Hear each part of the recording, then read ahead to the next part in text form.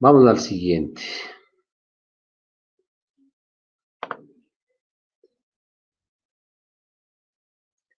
La presión de combustible en los motores a gasolina.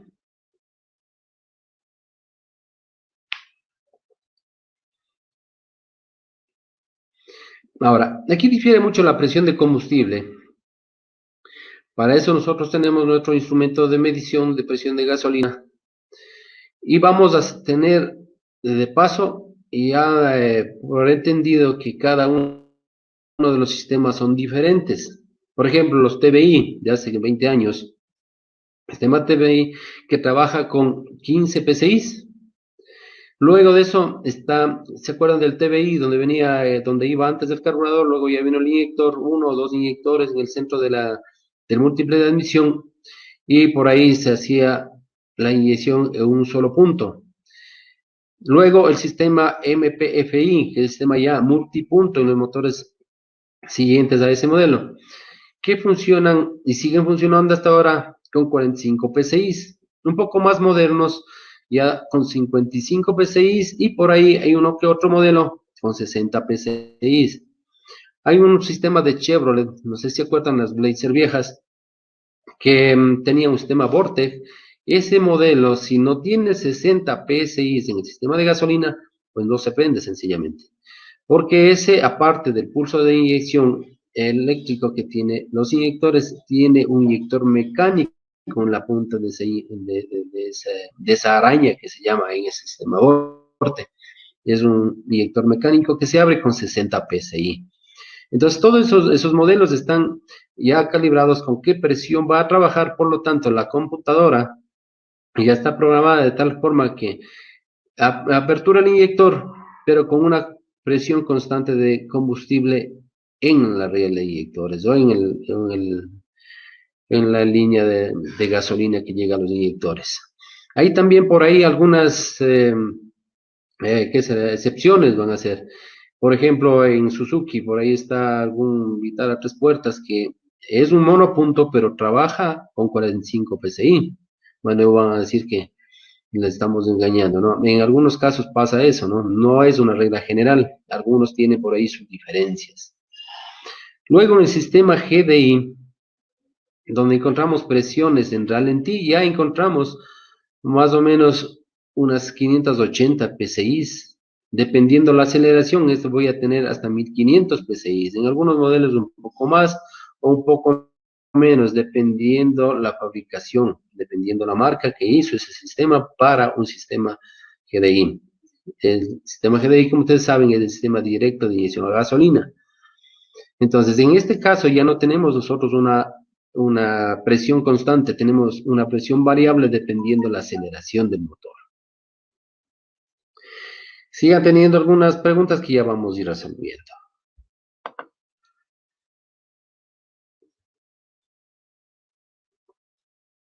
Ahora, en los sistemas antiguos, bueno, digo antiguos, antes del sistema GDI, teníamos y tenemos hasta ahora en los vehículos los reguladores de presión. Muchos autos tienen el regulador de presión al final de la riel de los inyectores.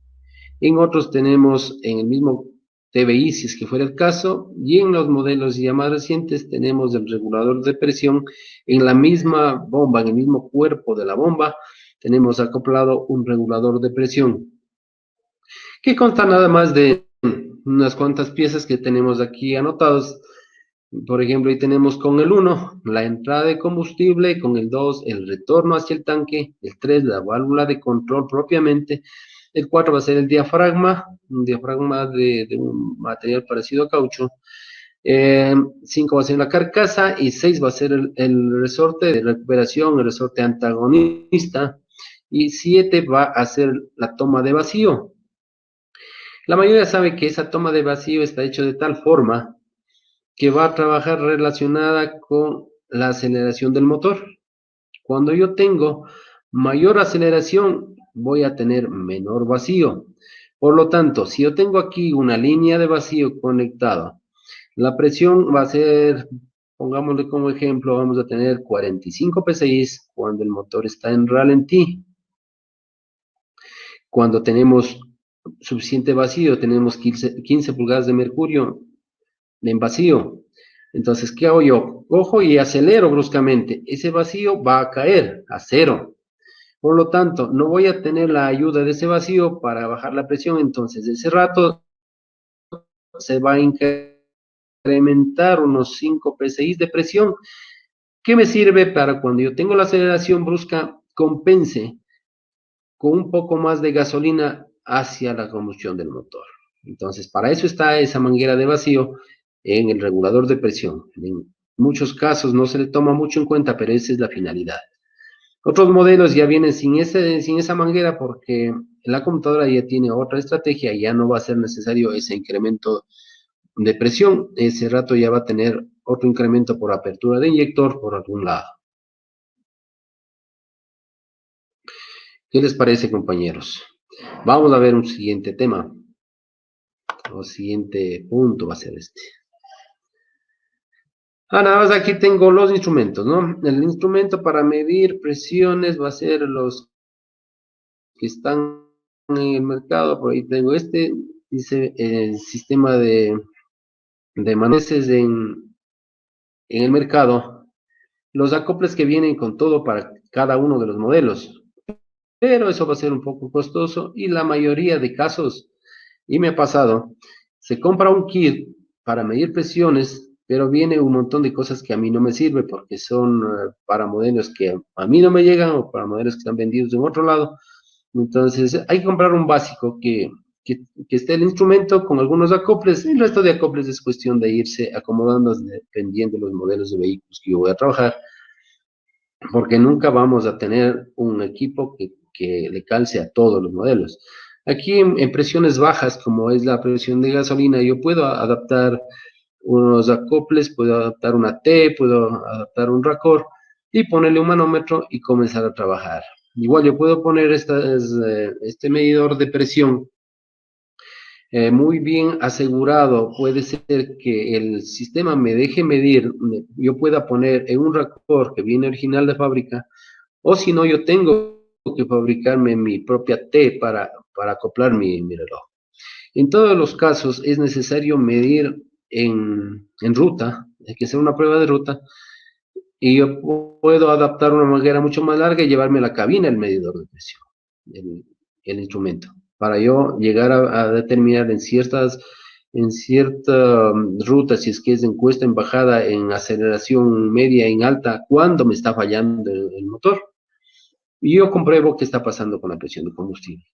Y la recomendación de oro en este caso, siempre que vamos a hacer una prueba de ruta con medidor de gasolina instalado en el vehículo, hay que llevarse a la mano un pequeño extintor o un depósito de lo que hacemos en el taller, un depósito de polvo químico, el mismo de los extintores, para apagar un pequeño fuego que puede darse eventualmente en el sistema de acople que hemos hecho. A veces podría quedar por ahí una gota, una fuga, y más las chispas que tenemos en el motor, podemos estar encendiendo el carro del cliente. Entonces, esa recomendación, llévense un extintor, hagan la prueba de ruta, vuelvan a quitar el extintor porque se va a ir en el carro y después no regresa. Eso como recomendación al medir la presión de gasolina.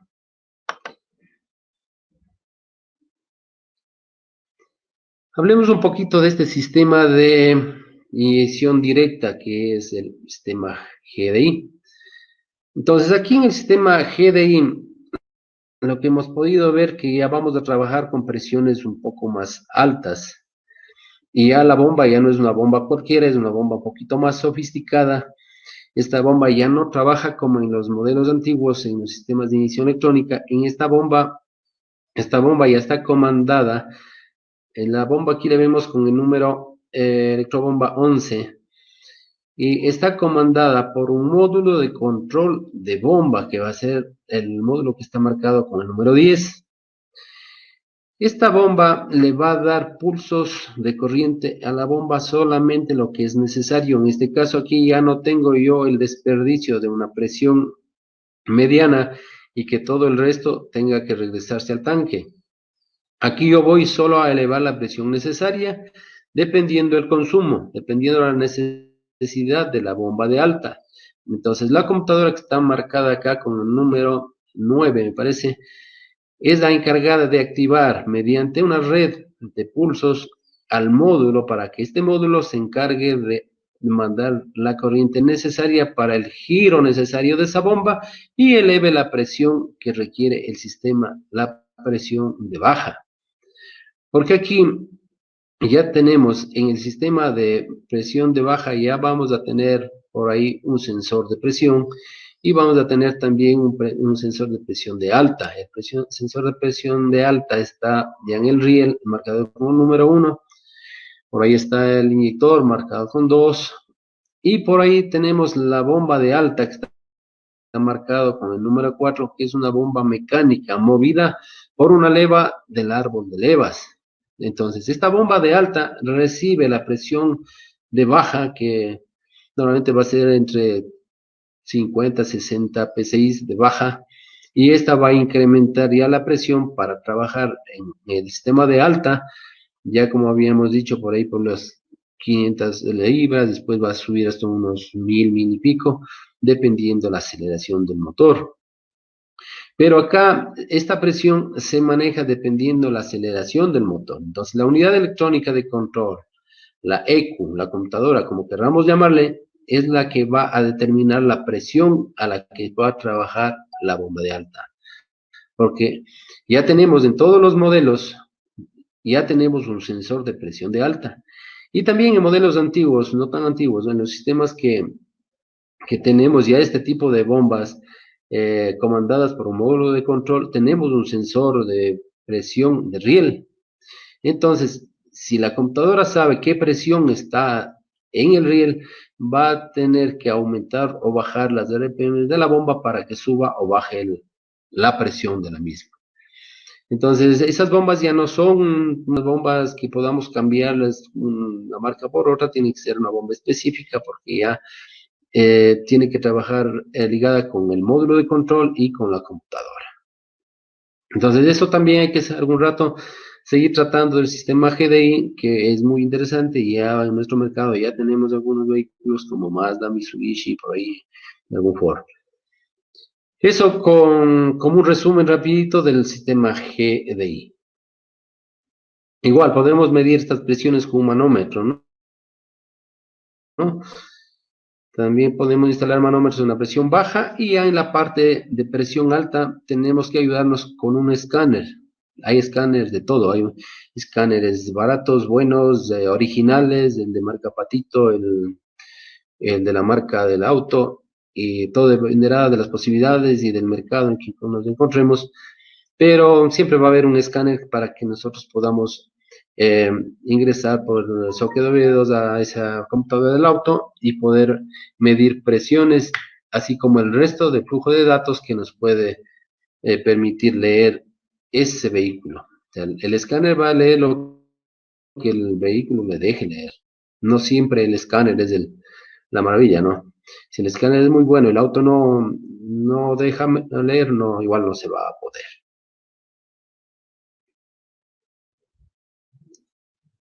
Avancemos un poquito más, vamos avanzando.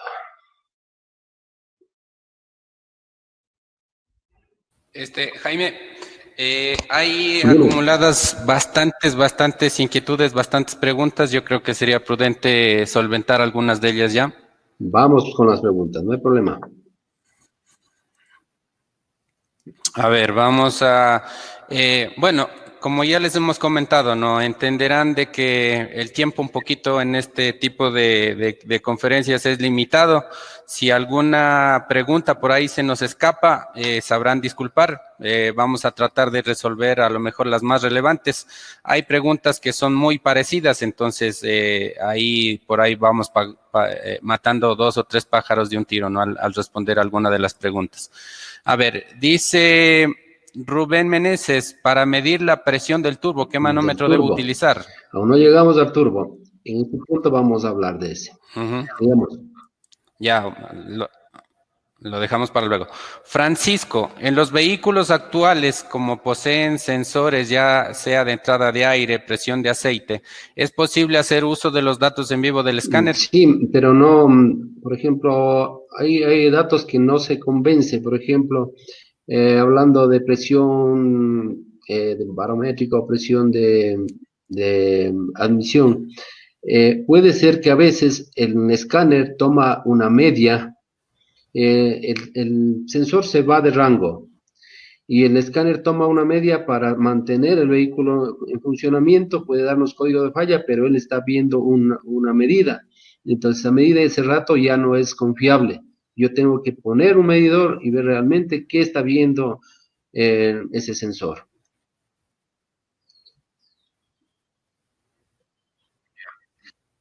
Ya. Ángel, ¿qué marca de manómetro se recomienda Marcas utilizar? hay en el mercado, muchísimas marcas. Más bien va a ser las marcas que estén en el mercado local de cada uno de nosotros para poder, como dije, no hay que ver ni muy barato ni muy caro, un mediano por ahí, porque realmente esto hay que estar reponiendo cada vez y cuando.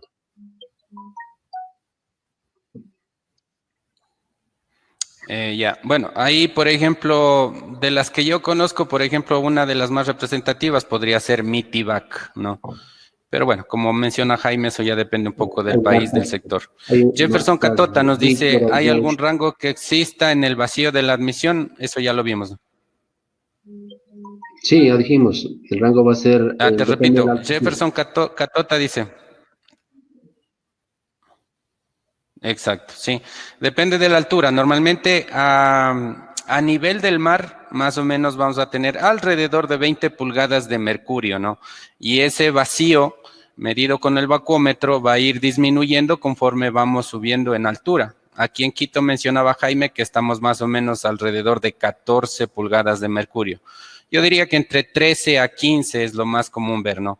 Entre mejor funcione el motor de combustión interna, más alto es el vacío. Es decir, si tenemos, por ejemplo, un motor en el que vemos una lectura de 11 o de 12 pulgadas de mercurio, podríamos decir que ese motor tiene algún problema, ¿no? Esos son los rangos más o menos para que tengan una idea. Diego dice, no pasa nada al conectar el vacúmetro y el medidor de vacío para comprobar los dos instrumentos. No, no. O sea, los dos podemos, inclusive, como ustedes vieron en la foto, yo con un generador de vacío pruebo un vacúmetro, entonces no es problema. Se puede poner en serie o en paralelo, no hay problema. Ya.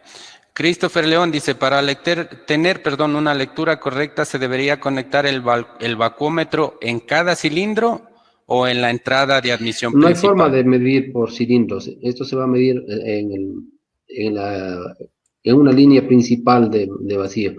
Normalmente se puede tomar una que va con el vacío al servofreno. Esa es una medida principal. Ya. A ver, Jefferson Martínez decía, ¿dónde se conecta el vacúmetro? Acaba de ser contestado. Manuel dice, si en Guayaquil estamos a 4 o 5 metros sobre el nivel del mar, ¿cuánto debe marcar? Ya lo contestamos también. Damián dice, los valores van relacionados con la inestabilidad de ralentí. Sí, lo acabamos de mencionar también. Si es que el motor no está funcionando bien por cualquier circunstancia que sea, puede ser porque mecánicamente hay algún defecto en válvulas, en compresión baja, o electrónicamente está fallando una bobina, un inyector, vamos a tener menos vacío, ¿no? Ahora, para determinar por dónde está la falla, ya hay que acudir a los movimientos de la aguja, ver el comportamiento de la aguja en el vacuómetro, ¿no? Eso también ya lo mencionó Jaime. Seguimos. Roberto Mauricio dice, ¿el escáner puede interpretar valores de vacío? Ya lo contestamos también. Walter Huachi dice, la medición de vacío es en ralentí. La contesto esto yo, Jaime. Claro, para tener un valor referencial, normalmente prendemos el vehículo a temperatura normal de trabajo y medimos el vacío. Y ahí entran los valores que acabamos de recomendar, ¿no? En la costa, alrededor de 20 pulgadas de mercurio. Aquí en Quito, a 2.800 metros, alrededor de 13, 14 pulgadas de mercurio. Ahora, hay otras pruebas que también se pueden hacer en aceleración y dejando de acelerar, ¿no? Cuando uno normalmente, estando midiendo el vacío en ralentí, supongamos que estamos aquí en Quito y marca 14 pulgadas de mercurio, aceleramos bruscamente, ¿qué debe pasar? Deberíamos ver que se pierde el vacío porque la aleta se abre completamente. Entonces, lo que vamos a tener prácticamente en el múltiple de admisión es presión atmosférica. Entonces, deberíamos ver que la aguja se va a cero momentáneamente y cuando las revoluciones han subido, digamos, a 4.000, 5.000 RPMs y en ese momento soltamos súbitamente la aleta de aceleración, ahí en cambio, al interior del múltiple de admisión se genera un mayor vacío, por cuanto el motor está revolucionado y la aleta ya está cerrada. Entonces, ahí momentáneamente veríamos que de 0 que estaba marcando sube a más o menos 17, 18 aquí en la sierra, ¿no? Y conforme van regresando el motor a las revoluciones de ralentí, vamos a ver que la aguja va a ir aproximándose a los 14 pulgadas de mercurio que desde donde partió. A ver, compresión, todavía no llegamos acá. Carlos Mosquera dice, ¿cuáles son los valores de vacío? Ya lo hablamos. Freddy dice, ¿cuál es la diferencia entre vacuómetro y manómetro? Yo lo contesto rápidamente. No voy a contestar rápidamente las que sean fáciles, digamos. A Jaime le vamos a dejar las difíciles, para no pasar mucho tiempo, ¿no? El vacuómetro es un manómetro, o sea, dentro de los manómetros podemos tener de distintos rangos de presión, unos que miden hasta, qué sé yo, hasta 20 PSI, otros hasta 80 PSI, 120 PSI. Hay manómetros también ya para medir presiones en vehículos diésel, altas presiones, hasta 1.000 PSI, 1.500 PSI, incluso todos esos son manómetros, ¿no? Entonces, dentro de los manómetros está un manómetro adicional que es el vacuómetro. Rómulo Hay Astudillo. Estos valores no una dependen de petición ahí. la El manómetro acotación. es el que mide normalmente este tipo de medidas, pero positivas. Y el vacúmetro es el que mide presiones negativas y por lo tanto la pluma va a moverse al lado contrario, ¿no? Eso hay que tener mucho tino. Ya, chévere. Dice Rómulo Astudillo. Estos valores, entiendo los de vacío serán, ¿dependen de la cilindrada? ¿Dependen del número de No, cilindros? va a ser general en todos los motores, desde 1 hasta 12 cilindros. Ya, lo que sí van a depender es de la altura sobre el nivel del mar, ¿no? En eso tengan cuidado.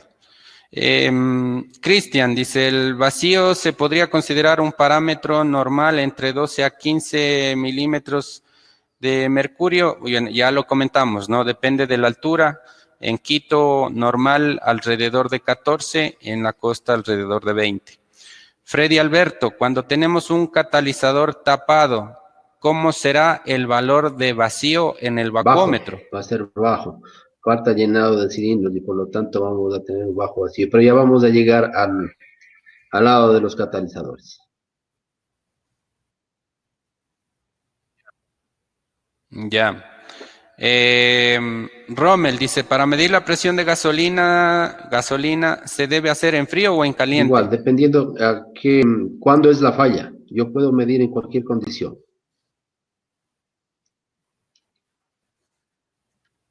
Ujú. Ya, correcto, ¿no? O sea, deberíamos tener el mismo valor de presión en frío o en caliente si es que la bomba Claro. está bien, ¿no? Patricio, para afinar el carburador de un Suzuki Forza 1 o 2, ¿cómo se utiliza el vacuómetro y qué valores debe dar? Los mismos. Esto es en carburadores o a inyección. El valor de succión va a ser igual en el motor. Cuando el motor está afinado, ese vacío va a ser estable sin oscilaciones.